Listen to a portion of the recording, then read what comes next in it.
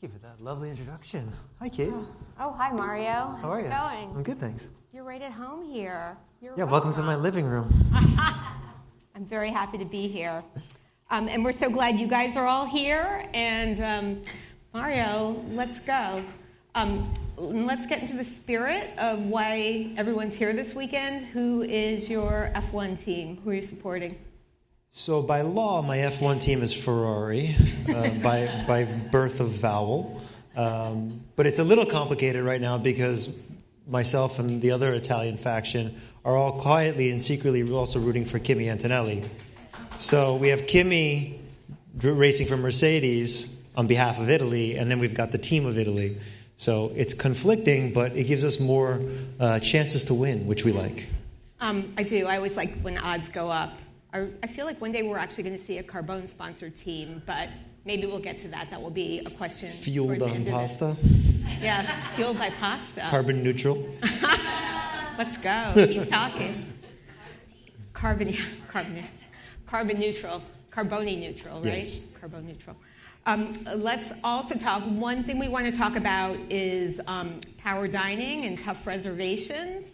And so let's flash back. The original Carbone opened in New York, like 13 years ago. Yes. That's right. Seems like yesterday. And you were there. I was there. True story. But right from the beginning, almost right from the beginning, it became the toughest reservation in town. I wonder, is there anything that happened that made you know, like this is a restaurant, like when you had to make some tough decisions about who could get in, who might have to wait or eat at 5:30? I think, as you know, it started before Carbone, right? It started at Teresi, our very first restaurant, which was only 6 tables, right, total. And when that started to get momentum, again, thanks to people like yourself, starting to get momentum of what we were doing there, just filling those 6 tables became tricky because that didn't have any reservations. So that was really hard because we were trying to get some people in while also not upsetting everybody that was waiting outside. So that was the beginning of trying to figure that out. And then we took the embers that we had glowing at Teresi and we applied it to Carbone, which was at the time a huge restaurant for us. We went from 6 tables to 85 seats. And originally the concern was, can we fill this? Right? Like, forget about the idea of who's coming, who's not coming, how are we going to be cool? Like, that was not where our mind was. Our mind was like, can we actually fill 80 seats a night? And then again, I think positive momentum, the snowball effect of people coming and journalists writing kind things and us putting out a great product led to the demand. And then demand creates a scarcity model and something that you really can't possibly manipulate, right? Like, you can open something cool and new and have everybody go there, and it's hot for a while and it's difficult to get into, but sustaining it has to be that you're providing a product or a service that is exceptional. And that's really the only way to get to a problem that you're saying, which is who gets in and who doesn't. Like, all the work has now been done. You made something great. You put out a great product. We've been putting it out for 13 years now, which is incredibly rare to still have a full restaurant after all those years. When you get to the kind of core of your question, like who gets in and who doesn't, if you have that problem, a good problem where the restaurant's going to be full tonight, as a business owner, you now want to figure out, okay, how do I have the 200, if 200 is your capacity, how do I have the 200 most influential people there possible? Now, influential doesn't necessarily need to be celebrity or following. For me, it's a financial thing, right? How do I make sure that I'm going to make the most amount of money tonight out of 200 people? Because that's all I have. And if I leave it to chance, if I just say, okay, here's 200 reservations on open table, I have no idea how much money I'm going to make tonight. I do have a sense of it if I keep track of who my customers are, who my regulars are, and make sure that they have tables all the time, and we keep the place full, but we also keep the business model working, which is really important. And I don't think our industry does a great job of talking about the business model, and that's why it's such a bad business. That's a really long answer to your short question. Well, I was going to flash back to the original Teresi, but we're going to keep going because what you're talking about is so important because restaurants are so under fire, right? Like it's getting harder than ever to have a restaurant, and the model, as you say, is broken.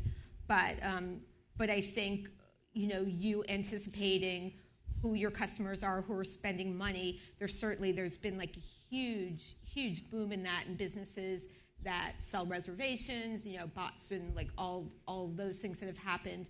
How did you do it pre some of these platforms like Resi or whatever else that have made it easier for you to know who your high spend customers are? Yeah, I think it started really, really, bare bones. It was literally Kira, who my head of guest relations, who's now a partner in the company, like our reservation team just by hand keeping track of notes of everybody, which is something that every hotel and restaurant, top restaurants do, because this is our lifeblood. Our customers are our lifeblood. It's the greatest asset that we can possibly have is our customer and our database. So keeping really great notes on everybody and keeping track of everyone is something that is critically important. Now, of course, there's technology that's come out, tons of it, that have made our lives a lot easier and have integrated into reservation systems, and we can keep, digitally keep the notes and moving from platform to platform. Because again, the last thing we want to do, if you have the ability, is to leave to chance who's coming tonight. That's your those are your dollars. Yeah, I mean that does make sense, but I do think it's quite amazing what you've done, as you say, 13 years to still have the restaurants that's synonymous with the hottest reservation in town. Thousands. You have like thousands of people wait list on a night, right? Yeah. That's and so. Do you feel like there's anything you do that keeps that going, that keeps the demand high? Yeah, we're good at running a restaurant. Like we're good at running a restaurant. Like we make good food. We serve great. We're great at customer service. We're excellent at what we do. Because if we weren't, there'd be absolutely no way it'd still be full. So it's a credit to the team and the effort that they put in every day. Because if your product is not great, it will go away, no matter what. I mean, I think that's true, but there's plenty of, as we both know, plenty of great restaurants that have closed, right? That serve great food and closed. Like it does seem like you have like an X factor, a special sauce that you have like threaded the needle on it. Yeah, I think you have to have excellence in several categories. I don't think it's enough to just have great food. You have to have incredible customer service. You have to have, in our case, a great wine list and a beverage, and you have to do your best to excel in all of the categories because, of course, the competition is insane. I mean, how many Italian-American restaurants are there in New York City? Oh, my God, there's one more. There's like one more every minute. I mean, I'm with you in that you do have like the best maitre d's telling the worst jokes while they mix your Caesar salad. Like you make it a memorable experience. Yes. But they think it's funny. They think it's funny. I mean, you have to laugh. They're bad enough to be funny. Some of them are good. But I do think you also do, like, really, you've come into experiences in a way that's also served you well. So let's talk about Carbone Beach, which is coming this weekend. So can you talk a little bit about Carbone Beach right now? Yeah, for sure. So this is the 5th year for us, and it's also the 5th year of the race. So we've been doing it since the beginning, and I think, it came about because when we first found out that Formula One was coming to Miami, we knew immediately that it would be the biggest weekend of the year on the calendar, easily. When the most amount of people are going to descend into this city. Even more than Art Basel? Like you saw that coming? I think so now. I think Art Basel's a longer amount of days, but I think at least for us, what we see financially and numerically, it's the biggest weekend of the year. So we wanted to do something that kind of met the level of what the weekend calls for, what everyone's coming into town. The fans of Formula One is an incredibly affluent group of people. How do we put on a production that's at the level of the race and the people that are coming, and something that can kind of not elevate, but kind of compound the theater of Carbone. We are an experiential, theatrical company. I think that's why we've done so well with the different generations. And so our greatest theater, our biggest production of the year is Carbone Beach, which for me is a throwback to kind of the old supper clubs of what a generation that I missed. But yeah, I know that you study obsessively, so that's really cool. Can you estimate a little bit about how much more business you do during a weekend like F1? I would guess it's probably a 20% increase across the board. It's just what Formula One does to a city, which is why cities fight to get the race there. The amount of dollars that are brought into the town, the tourism, what they're looking for, the quality of the customer that's coming in. I can't imagine another event that does that around the world the way Formula One does. Well, I do want to talk about this a little bit, but I also want to talk about the state of Miami dining a little bit, because it's gotten a little depressed, right? Like you have, when did you guys open Carbone? 2021, the beginning of 2021. Yep. And that was right when things were blowing up, right? When middle of COVID. Saying, well, yeah. you helped light the match, right? But that was like when Wall Street South was everywhere, when you started to hear about all these companies that were opening up big headquarters. Did you see a lot, and you saw that energy like right away, right? Oh, yeah. What was happening here in January of 2021 was like a prohibition party. It was the only place you could get booze. It was crazy. So every night was New Year's Eve. It was really an energy like I've never seen. And of course, that's totally unsustainable, right? I think when we talk about, to your question, when we talk about the landscape of dining in Miami, if anyone thought that was going to hold the way it was, you're just kind of not paying attention, right? Like the world was closed and Miami was open, right. And we got a huge push. And because of that, I think I wouldn't say it's depressed. I would say it's settled. But where it's settled is still well above where it was prior. So Miami is much better off today than it was pre-COVID. Is it at the same numbers that it was in the middle of it? Of course not. We'll hopefully never see that again because of what was going on in the world. But I think that the dining scene is very robust. The problem that we're having is we maybe are overbuilt. I think a lot of companies, whether it's in residential buildings or in restaurants, saw the boom that was happening. They sort of chased the boom, and by the time their project was actually built and up and running, it had already subsided. So now we're a bit overbuilt in some things, and I think there's going to be a course. We're in the middle of what is probably better defined as a course correction, but I think where it's going to settle and where it is settling is still a really robust and great dining city, and the high tide has risen all the ships here. I like when things aren't failing, so that's good. But it does seem like Miami is very much experiencing, the epicenter of the K-shaped economy. So do you feel like, big, like there's so many people, or there's several people with so much money who've moved here, right? Like Tom Brady's here now, and maybe somebody from Amazon's here. Like a lot of people with a lot of money are here, but there's also people who are talking about there's not that much in the middle, right, for a K-shaped economy. Are you seeing that in the restaurant? Or are you seeing more big spends, like people coming in with big bottles of wine or big overall orders? Not necessarily. I think, if we look at our numbers, especially in like Carbone, where we can kind of apply that to multiple cities, it's pretty consistent. I think, if you look at wine spend and you look at overall check average, I wouldn't say that there's an anomaly here. I don't think we're having that sort of crazy celebratory spirit that we were having during COVID, where people are buying really expensive bottles of wine. The spend is very much on par with New York City or London right now. So I think it's great from an economical stance, where you get someone like Ken Griffin bringing Citadel here. Well, that's a huge win for the city of Miami and the state of Florida.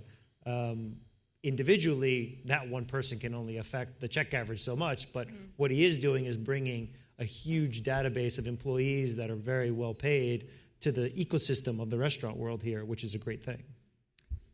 Do you think so? So do you think, to go back to F1 being here, if you think that the restaurant economy is doing like pretty well, do you feel like in some other cities like Vegas, like you have a great Carbone in Vegas, which also seems to have been suffering like less tour. They've seen like a noticeable decline in tourism. Do you feel like they need, or how helpful do you think it is to have events like BTS? There's about to be a big BTS concert there in May, and not all the people who are going are Carbone customers.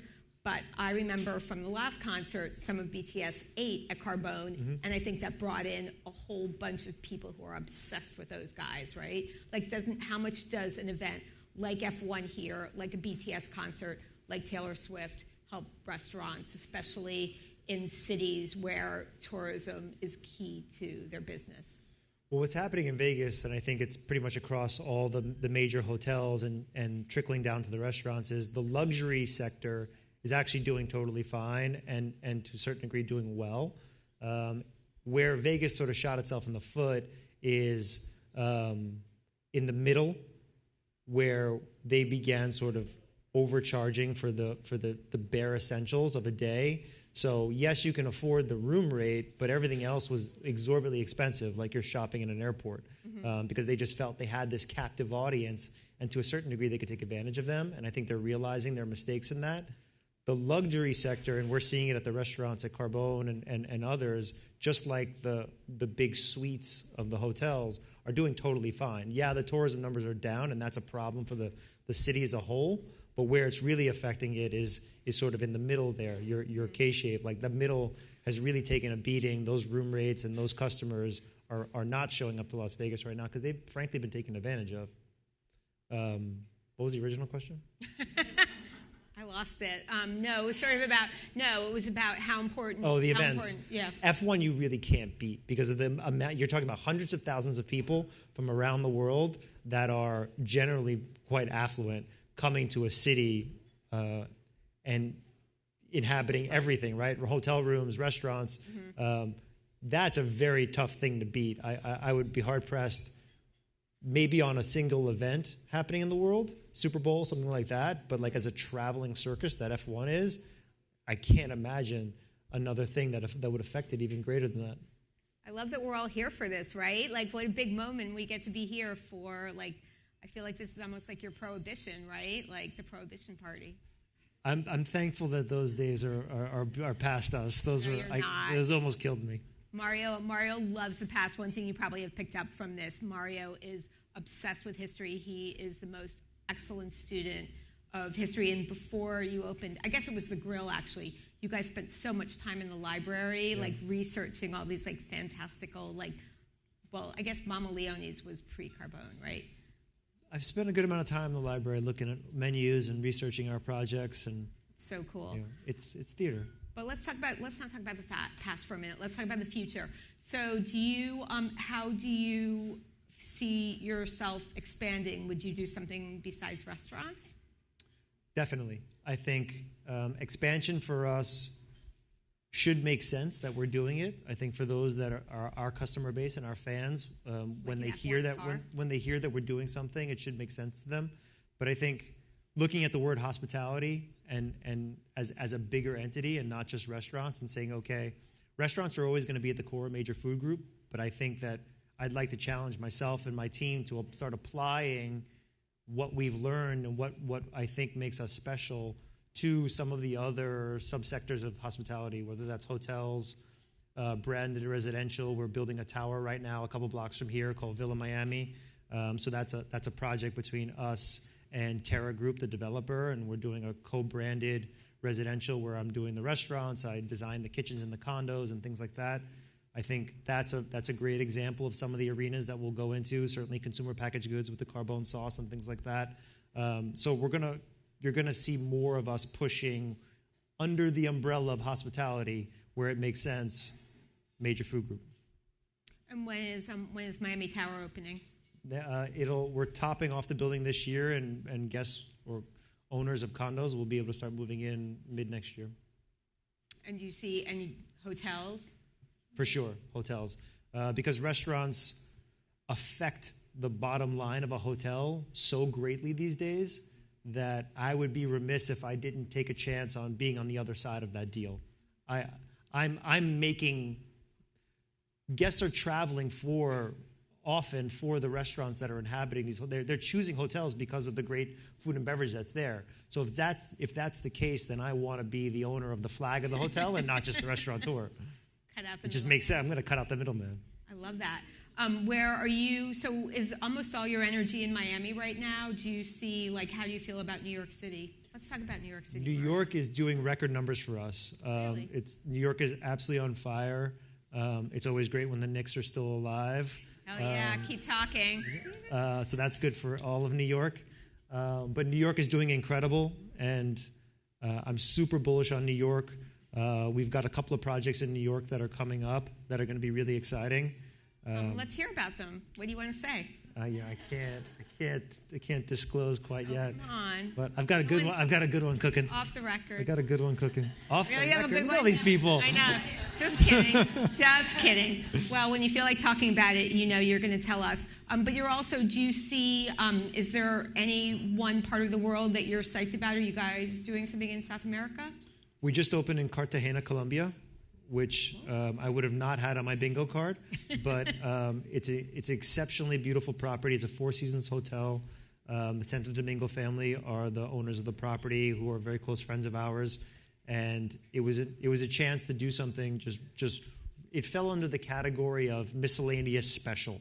It doesn't maybe necessarily make any sense, but it was such a captivating story that we decided to do it. And it opened a couple of weeks ago. It's called the Grand Grill inside of the Four Seasons Hotel, and it's really very beautiful. We have Carbone being built right now in Mexico City, which I'm very excited about. That's under construction right now. Where's it going to be? Where in Mexico City? In Polanco. Nice. Yeah. Yay. Very excited about that as well. Mario, always awesome to talk to you.